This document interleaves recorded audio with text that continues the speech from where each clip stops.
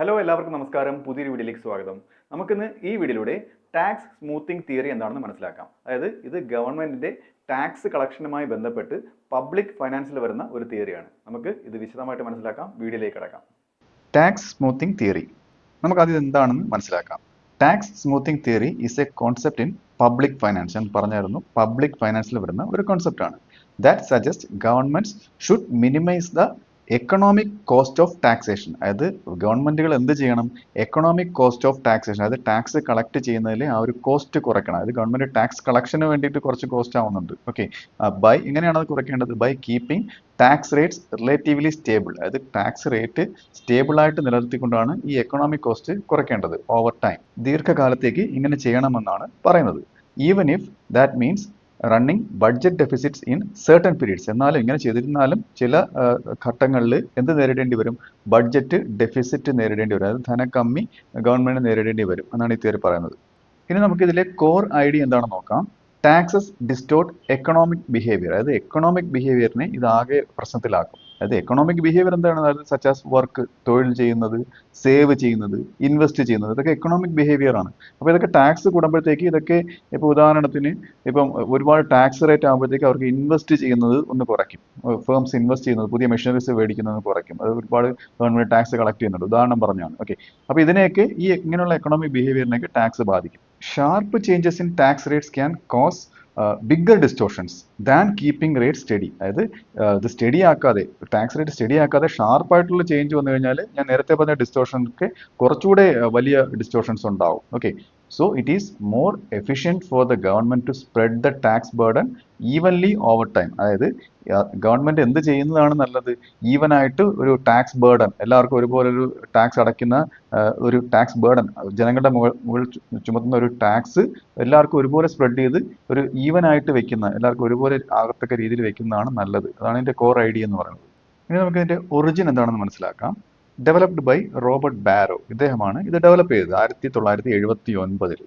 Built on the idea that, അതായത് ഇദ്ദേഹത്തിന്റെ idea എത്രയേ ഉള്ളൂ, government should borrow during bad times. അത് ഒരു എക്കണോമി മോശമായിട്ടുള്ള സമയത്തിൽ നിൽക്കുമ്പോഴത്തേക്ക് IMF എന്നോ അല്ലെങ്കിൽ എവിടെ നിന്നോ, ഏത് സോഴ്സിൽ നിന്നോ, മറ്റു രാജ്യങ്ങളിൽ നിന്നൊക്കെ ബോറോ ചെയ്യണം. അതായത് ഉദാഹരണം വാർ, റിസഷൻ, അതായത് സാമ്പത്തിക മാന്ദ്യം, യുദ്ധം, ഇങ്ങനെയൊക്കെ വന്നു നിൽക്കുന്ന സാഹചര്യങ്ങളിൽ ഗവൺമെന്റ് ബോറോ ചെയ്യണം. And repay during good times. പിന്നെ എക്കണോമി തിരിച്ച് ഭൂമിയിലേക്ക് എത്തുമ്പോഴത്തേക്ക് ഈ മേടിച്ച പൈസ, ഈ കടം തിരിച്ചടക്കണം. അതായത് എക്കണോമിക് ബൂംസ് വരുമ്പോഴത്തേക്കാണ് ഈ കൊടുത്തേക്കുന്നത്. അപ്പം ഇതാണ് ഇതിന്റെ ഒറിജിൻ എന്ന് പറയുന്നത്. ഇതിന്റെ ബേസിലാണ് ഇദ്ദേഹം ഇത് ഡെവലപ്പ് ചെയ്തത്. ഇനി നമുക്ക് ഇത് എങ്ങനെയാണ് വർക്ക് ചെയ്യുന്നത് നോക്കാം. How it works. Imagine the government faces fluctuating spending needs. അതായത് മാറി മാറി വരുന്ന സ്പെൻഡിങ് നീഡ്സ് ആണ് ഒരു ഗവൺമെന്റ് ഉള്ളതെന്ന് വിചാരിക്കുക. അതായത് ഈ മാറി മാറി വരുന്ന സ്പെൻഡിങ് നീഡ് വരുന്നത് എങ്ങനെയാണ്?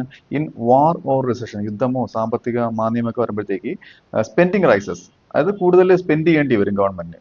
ഓർ റവന്യൂ ഡ്രോപ്സ്, കൂടുതൽ സ്പെൻഡ് ചെയ്യേണ്ടി വരും. അല്ലെന്നുണ്ടെങ്കിൽ റവന്യൂ, ഗവൺമെന്റിന്റെ വരുമാനം കുറയും. ഇങ്ങനെ വരുമ്പോഴത്തേക്ക് ഗവൺമെന്റിന് ഡെഫിസിറ്റ് ഉണ്ടാവും. അതായത് ധനക്കമ്മി, ഖജനാവിൽ പണം ഇല്ലാണ്ടാവും. In peace time or boom, നേരെ തിരിച്ച് നല്ല ഒരു എക്കണോമി നല്ല രീതിയിൽ നിൽക്കുമ്പോഴത്തേക്ക്, ബൂമിലൊക്കെ നിൽക്കുമ്പോഴത്തേക്ക് spending falls or revenue rises. അതായത് ഇങ്ങനെയുള്ള ഈ രാജ്യത്തിന്റെ സുരക്ഷയ്ക്ക് വേണ്ടി പണം ചെലവാക്കുന്നത് കുറയുകയും കൂടുതൽ റവന്യൂ ഉണ്ടാവുകയും രാജ്യത്തിന് വരുമാനം ഉണ്ടാവുകയും ചെയ്യുന്നു. അപ്പോൾ ഇങ്ങനെ വരുമ്പോഴത്തേക്ക് government runs a surplus, government സർപ്ലസിലേക്ക് നീങ്ങും. ഗവൺമെന്റ് കയ്യിൽ പണമുള്ള ഒരു അവസ്ഥയാവും.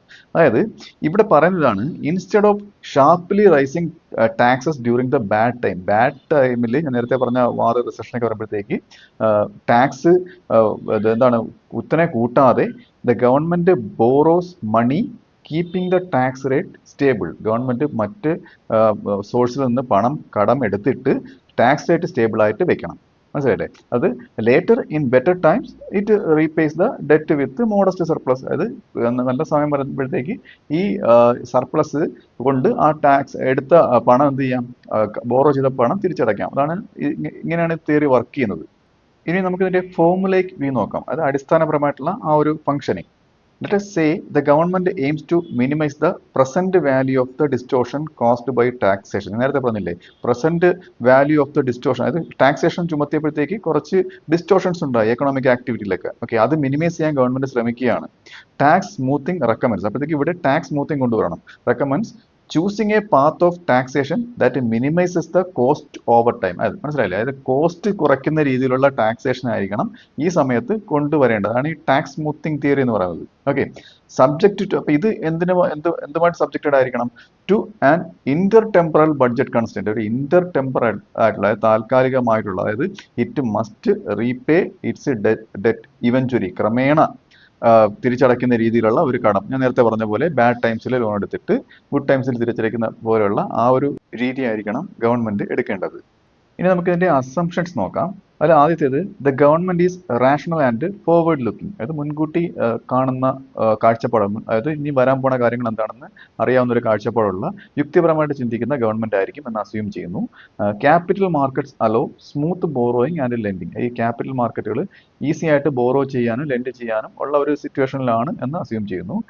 Tax payers are Ricardian. അതായത് റിക്കാർഡിയൻ തിയറി പ്രകാരം, റിക്കാർഡോ പറയുന്ന രീതിയിലുള്ള ടാക്സ് പേയേഴ്സ് ആണ്. ഇങ്ങനെയുള്ള ടാക്സ് പേയേഴ്സ് എങ്ങനെയാണ്? They consider future taxes when making decisions. ഒരു ഡിസിഷൻ എടുക്കുമ്പോഴത്തേക്ക് അവർ ഫ്യൂച്ചറിൽ ടാക്സ് എത്ര ഉയരാൻ പോണോ താഴാൻ പോണോ ഇത് അവർ കൺസിഡർ ചെയ്തിട്ടാണ് അവർ തീരുമാനങ്ങൾ എടുക്കുന്നത്. അതാണ് ഈ റിക്കാർഡിയൻ ടാക്സ് പേയേഴ്സിന്റെ പ്രത്യേകത. അപ്പോൾ ഇതൊക്കെ ഇതിന്റെ അസംഷൻസ് ആണ്. ഇനി ഇതിൽ വരുന്ന പോളിസി ഇംപ്ലിക്കേഷൻസ്, ഇതിൽ ഉൾപ്പെടുന്ന മറ്റു കാര്യങ്ങൾ. അതായത് ആദ്യത്തേത്, budget deficits can be optimal and efficient. ഞാൻ നേരത്തെ പറഞ്ഞല്ലോ, ബഡ്ജറ്റ്, അതായത് ബോറോ ചെയ്യുമ്പോഴത്തേക്ക് നല്ലൊരു ബഡ്ജറ്റ് ഡെഫിസിറ്റ് ഉണ്ടാവും മറ്റു രാജ്യങ്ങളിൽ നിന്ന്. ഇത് ഓപ്റ്റിമൽ ആയിരിക്കണം. അത് ഒരുപാട് അങ്ങ് തീരെ മോശമായിട്ടുള്ള ബഡ്ജറ്റ് ഡെഫിസിറ്റ് ആവരുത്, especially in down turns, economy down ആയിട്ട് നിൽക്കുമ്പോഴത്തേക്ക്. ഓക്കെ, അത് സാമ്പത്തിക മാന്ദ്യം ഉള്ള ഒരു അവസ്ഥയിൽ. അടുത്തത്, fiscal policy should not aim for a balanced budget every year.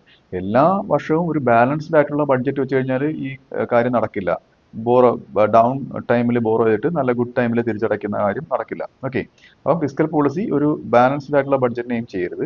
അടുത്തത്, a stable tax rate is better than reacting to a temporary shock. അതൊരു സ്റ്റേബിൾ ആയിട്ടുള്ള ടാക്സ് റേറ്റ് ആണ് പെട്ടെന്നുള്ള ഷോക്കിനോട് റിയാക്ട് ചെയ്യുന്നതിനെക്കാട്ടി നല്ലത്. വിത്ത് വോളട്ടൈൽ ടാക്സ് ചേഞ്ചസ്, അതായത് ഇടയ്ക്കിടയ്ക്കുള്ള മാറി മാറി വരുന്ന ടാക്സ് ചേഞ്ചസ് എടുക്കുന്നതിന് പകരം ഒരു ടെമ്പററി, അത് എന്താണ്, ഒരു സ്റ്റേബിൾ ആയിട്ടുള്ള ഒരു ടാക്സ് ആണ് നല്ലത്. അപ്പോൾ ഇതൊക്കെ ഇതിന്റെ ഇംപ്ലിക്കേഷൻസ് ആണ്. ഇനി നമുക്കിതിന്റെ വിമർശനങ്ങൾ നോക്കാം. Political realities may prevent governments from repaying debt later. നേരത്തെ പറഞ്ഞ പോലെ ബാഡ് ടൈംസിൽ കടമെടുത്തിട്ട് തിരിച്ച് അടയ്ക്കുന്നത് എന്ത് ചെയ്യും? അതിനെ പ്രിവെന്റ് ചെയ്ത് കളയും. അത് പൊളിറ്റിക്കൽ റിയാലിറ്റീസ് തിരിച്ചടയ്ക്കുന്നതിന് മുടക്കം വരികയൊക്കെ ചെയ്യും. ഓക്കെ, അതൊരു വിമർശനമാണ്. അടുത്തത്, അസ്യൂംസ് പെർഫെക്റ്റ് മാർക്കറ്റ്സ്. അതായത് പെർഫെക്റ്റ് മാർക്കറ്റ്സ് ഇത് അസ്യൂം ചെയ്യുകയാണ്. ആൻഡ് ഇഗ്നോർസ് ഫിസ്ക്കൽ ഇല്യൂഷൻസ് ഒക്കെ ഉണ്ട്. അതായത് ഫിസ്ക്കൽ പോളിസിയൊക്കെ നടപ്പിലാക്കുമ്പോഴത്തേക്ക് അത് എഫക്റ്റീവായിട്ട് അത് ആ ഒരു തിരിച്ച എക്കണോമി കൊണ്ടുവരാൻ പാകത്തിന് ആയിരിക്കത്തില്ല. ഓക്കെ, അപ്പോഴത്തേക്ക് പൊളിറ്റിക്കൽ ബഡ്ജറ്റ് സൈക്കിൾസ് ഒക്കെ ഉണ്ട്. അപ്പോൾ ഇങ്ങനെയൊക്കെ ഈ പൊളിറ്റിക്കൽ ബഡ്ജറ്റിന്റെ സൈക്കിൾസ് ഒക്കെ വരുമ്പോഴത്തേക്ക് ഇത് ഒരു ചില ഇംപെർഫെക്ഷൻസ് ഒക്കെ ഇതിൽ വരുന്നുണ്ട്. അപ്പോൾ ഇതെല്ലാം മാറ്റി നിർത്തിയിട്ട് പെർഫെക്റ്റ് മാർക്കറ്റ് എന്നൊരു അസംഷൻ കൊണ്ടുവരുന്നത് എന്താണ്? അതിൻ്റെ ഒരു വിമർശനമാണ്. അടുത്തത്, may be misused to justify persistent deficit. അതായത് ഗവൺമെന്റ് ഇങ്ങനെ ഡെഫിസിറ്റ് ഇങ്ങനെ ഒരുപാട് കടമെടുത്ത് രാജ്യം മുങ്ങി നിൽക്കുകയാണ്. അപ്പൊ അതിനെ ന്യായീകരിക്കുന്നതിന് വേണ്ടിയിട്ട്, അത് ഫ്യൂച്ചറിൽ തിരിച്ചടയ്ക്കാം എന്ന് ന്യായീകരിക്കുന്നതിന് വേണ്ടിയിട്ട് ഇതെടുക്കാൻ സാധ്യതയുണ്ട്. ഓക്കെ, ഇപ്പൊ ഇത്രയുമാണ് ഇതിന്റെ ക്രിറ്റിസിസംസിൽ വരുന്നത്. ഇതിനൊരു റിയൽ വേൾഡ് എക്സാമ്പിൾ ഉണ്ട്, അത് നമുക്ക് നോക്കാം. ഇതെന്ന് പറയുന്നത് US during world war II, അതായത് രണ്ടാം ലോക മഹായുദ്ധ കാലത്ത് അമേരിക്ക ചെയ്തത് ഇതാണ്.